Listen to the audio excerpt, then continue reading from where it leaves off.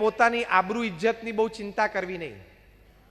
કોકને એમ થાય કે હું હવે મારો ધંધો વેચી દઈશ અથવા તો મારી 2-3 પ્રોપર્ટી માર્કેટમાં બજારમાં વેચવા માટે કાઢીશ તો લોકો મારી માટે શું સમજશે, એવી ચિંતા રાખવાની જરૂર નથી. સ્વિંગ તો જીવનનો એક ક્રમ છે, આવ્યા કરે. પ્રેમથી કહેવું કે હા અત્યારે જરા ધંધામાં તકલીફ છે પણ સાનુકૂળતા માટે મેં એક પ્રોપર્ટી બહાર કાઢી છે, એમાં તમે કાંઈ ખોટું નથી કરતા, નથિંગ રોંગ. પણ ટેમ્પરેચર બેરિંગ કેપેસિટીની બહાર જતું રહે ને ત્યાં સુધી રાહ જોતા નહીં, એમાં કાંઈ જ ખોટું નથી. Okay, it's fine. તો કહેવાની વાત એ છે કે તમારી પાસે બધું જ હોય પણ તમે જો આ સૂત્ર તમે જેવી ન શક્યા, if you cannot decide when to jump, you have to jump from the bridge into the river.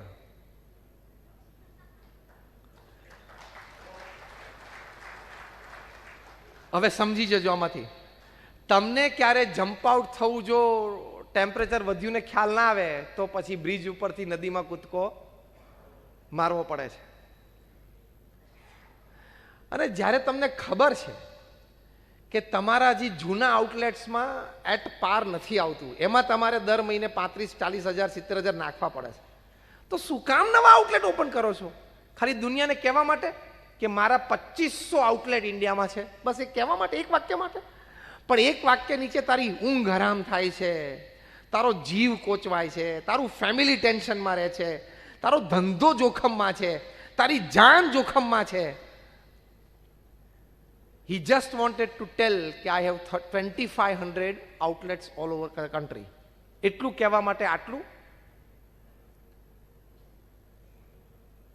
14,000 crore રૂપિયાની એસેટ્સ હોય અને 7,000 કરોડના દેવા પાછળ આવી કોઈ ઘટના બની જાય, એ લેશ માત્ર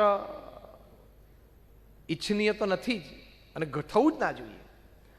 તો ઇન શોર્ટ એક વાક્યમાં સમજી લાવો કે 25 રૂપિયાનું દેવું હોય ને 100 રૂપિયા એટલે તાત્કાલિક પહેલું કામ શું કરવાનું?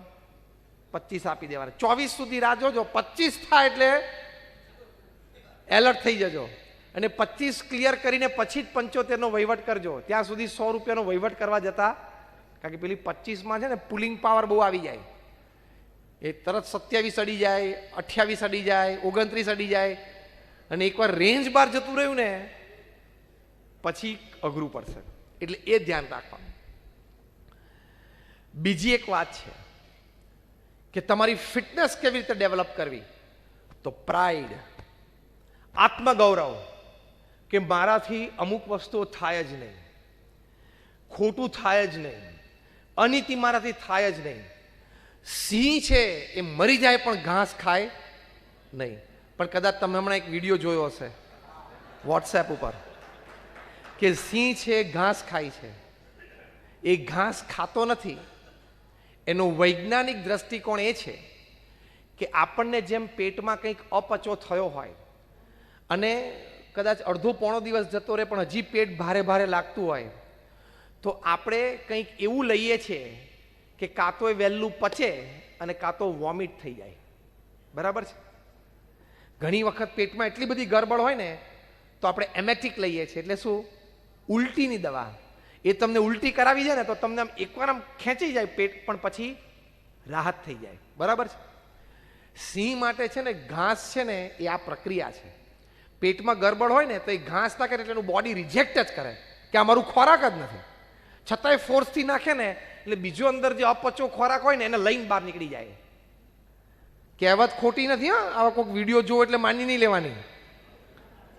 પેલો મુદ્દો ફિટનેસનો કીધો, થોડું વિચારજો એમ. ના કે મેં સિંહને ઘાસ ખાતા જોયો તો, પણ જોયો તો વાત સાચી હતી પણ હેતુઓ આ હોય. This is scientific. એટલે આત્મગૌરવ કે મારાથી આ ખોટું થાય જ નહીં, હું આ કરી જ ના શકું. ફ્રાન્સના રાજા હતા કિંગ લુઈ. ઘટનાઓ તો ઘણી બધી બની એમના જીવનમાં અને પછી રાજાશાહીમાંથી ફ્રાન્સ છે લોકશાહી દેશ બન્યો. એની પાછળની જે મુખ્ય ઘટના હતી, પ્રજા ખૂબ ગરીબ થઈ ગયેલી, રાજા ખૂબ એમને શોષતો, બહુ મોટો ટેક્સ ખેડૂતો ઉપર તે વખતે એમણે નાખેલો અને એક વખત ખૂબ ગરીબીથી કંટાળીને ભૂખમરાથી કંટાળી અને પ્રજા મહેલ ઉપર ગઈ અને રાજાને કે તમે અમને સાંભળો તો ખરા. રાજાના બદલે એમના રાણી ક્વીન એન્થોની એ પોતે આવ્યા કે બોલો શું છે.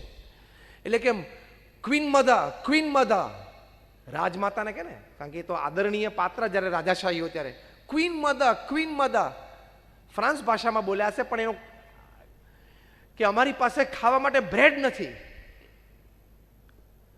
ભૂખ્યા તરસ્યા બધા બૂમો પાડતા હતા, ખેડૂતો, એના બૈરા છોકરા બધા, કે અમારી પાસે ખાવા માટે બ્રેડ નથી.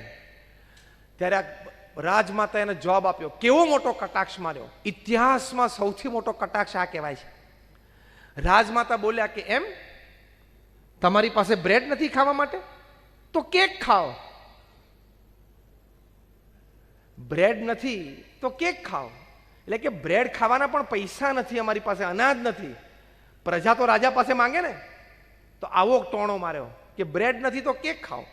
કોઈક ભિખારી તમને એમ કે રૂપિયો તો આપો, એ તમે એમ તો કે તારે રૂપિયો નથી તારી પાસે, તો કે નથી, તો ખિસ્સામાં 100 રૂપિયા છે વાપર ને. આ કેટલું મોટું અપમાન કહેવાય. અને પ્રજા દોડી અને જે ફોર્સ, હ્યુમન ફોર્સથી દિવાલ તૂટી, પ્રજા રાજમહેલ સુધી ગઈ અને સૈનિકોએ પૂરો સાથ આપી દીધો એ લોકોને, કારણ કે સૈનિકો કંટાળેલા જ આ રાજથી. પછી શું થાય રાજવી પરિવારનું? કિંગ લુઈ ધ 14 એના સિંહાસન ઉપર એનું ગળું કાપવામાં આવ્યું, પ્રજાએ કાપી નાખ્યું. આ તો પાછલી ઘટના છે. જે મુખ્ય મુદ્દો આપણે સમજવો છે, કિંગ લુઈના દીકરાને કેદ કરીને લઈ ગયા કે ભાઈ આ તો નિર્દોષ છે, આપણે એને મારી નથી નાખો, કેદ કરીને લઈ ગયા. અને એને એવી જગ્યાએ રાખ્યો જ્યાં એને સંપૂર્ણ ભોગવિલાસ સહજતાથી પ્રાપ્ત થાય. વ્યસની લોકોની વચ્ચે એમને રાખ્યા, એને વ્યસન કરાવવાનો પ્રયત્ન કરે. આજુબાજુ ક્રિમિનલ લોકો હોય, કેદીઓ હોય, એની વચ્ચે એમને રાખ્યા. આજુબાજુ એવી યુવાન સ્ત્રીઓ એ રાખી કે જે ભોગવિલાસમાં સાહજિક આકર્ષાઈ જાય, અને સ્ત્રીઓને પણ કહેવામાં આવેલું કે તું આ રાજકુંવરને તમે લોકો આકર્ષો. એટલે બધી પ્રકારના અનર્થો આજુબાજુ હતા.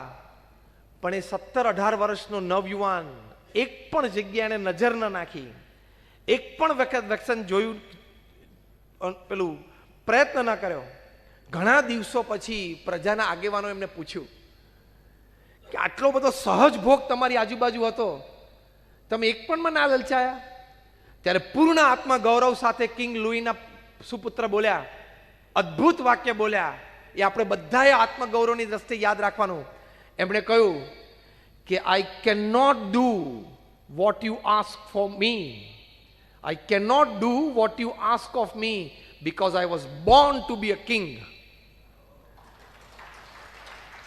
તમે લોકો જે બધું મને કહો એ બધું જ મારે કરવું, અને આ બધામાં લલચાવું એ હું ન કરી શકું, કારણ કે હું રાજા થવા માટે જન્મ્યો છું. I am born to be a king. એમ આપણે પણ આવો આત્મગૌરવ રાખવું કે જીવનમાં કદાચ 90 વર્ષ જીવી ગયા તો 90મા વર્ષે પણ કોઈ પણ વ્યક્તિ અને કોઈ પણ સમાજની વચ્ચે ઉન્નત મસ્તક સાથે જીવી શકીએ કે મેં કંઈ ખોટું નથી કર્યું. એ આત્મગૌરવ હોવું જ જોઈએ, એ ફિટનેસ છે. તો તમે ક્યારેય કોઈ કામ ખોટું નહીં કરો, એ આત્મગૌરવની તાકાત છે. જો એ આત્મગૌરવ નહીં હોય કે મારી ખાનદાની, મારી પ્રતિષ્ઠા, મારી કીર્તિ, જે કંઈ નાની મોટી વાત આપણી પાસે છે, મારો ધંધો, એનું આત્મગૌરવ નહીં હોય ને તો આ લપસણી વસ્તુ છે. માઇક ટાયસન કેવા મોટા મુક્કાબાજ, WBC વર્લ્ડ બોક્સિંગ કાઉન્સિલ અને WBA વર્લ્ડ બોક્સિંગ એસોસિએશન બંનેના ટાઇટલ કોઈ એક વ્યક્તિ પાસે એક સાથે હોય તો ઇતિહાસમાં પહેલો પ્રસંગ, અને એ પણ 20 વર્ષની ઉંમરે. 20 વર્ષની ઉંમરે આ બંને ટાઇટલ્સ એની પાસે હતા, બંને બેલ્ટ એ પહેરતા, WBA અને WBC. અને હાઇડ્રોજન બોમ્બ સાથે એમના મુક્કાઓને સરખાવવામાં સાહિત્યકારો ખચકાટ નહોતા અનુભવતા. અને કેવા બાઉટ્સ જીતેલા છે, 9 સેકન્ડમાં, 11 સેકન્ડમાં, લાસ વેગાસમાં 9 સેકન્ડમાં. અને સ્ટેક મની $150-200 મિલિયન. એટલે 9 સેકન્ડમાં $100 મિલિયન કમાય. $100 મિલિયન, $1 મિલિયન એટલે 7 કરોડ રૂપિયા. 100 મિલિયન એટલે 700 કરોડ રૂપિયા 9 સેકન્ડમાં. 10 સેકન્ડમાં એટલે 1 સેકન્ડના કેટલા? 1 સેકન્ડના 100 કરોડ. 100 કરોડ. 100 કરોડ, 100 કરોડ, પેલું પેન્ડુલમ હલે ને બોલ ક્લોકનું. પણ આત્મગૌરવ ચૂક્યા કે હું ક્યાં છું, કયા દરજ્જા ઉપર છું, મારે શું બોલાય, શું કરાય, શું જોવાય, શું ન કરાય, એ વિવેક ચૂકી ગયા. તો શું પરિસ્થિતિ આવી? ન્યૂઝપેપર રિપોર્ટ્સ પ્રમાણે કોઈ મોડલ સાથે એમને બળાત્કાર એટલે રેપનો પ્રસંગ બની ગયો. એરેસ્ટ થયા અને 3 વર્ષ જેલમાં ગયા. 3 વર્ષ તમે જેલમાં રહો એટલે તમારો કોન્ફિડન્સ, વિલ પાવર લેવલ કેટલો નીચો જતો રહે. ગમે તેવો માણસ તૂટી જાય, ગમે તેવો માણસ ખલાસ થઈ જાય. તમે ગમે તે ના હો, 5-6 દિવસ તમે સીબીઆઈમાં રહો અને હવે આ સપ્ટેમ્બરની 23-24 તારીખ સુધી તમે તિહારમાં રહો, ગમે તેનું માણસનું જીગર તૂટી જાય. એકવાર તો છાતી ઉપર ઘા આવી જ જાય. ગમે તેવી વ્યક્તિઓ અને ગમે તેવી પદવી અને ગમે તેવી મોટી સત્તા એને ભોગવી હોય, એકવાર તો જીગર તમારું તૂટી જ જાય.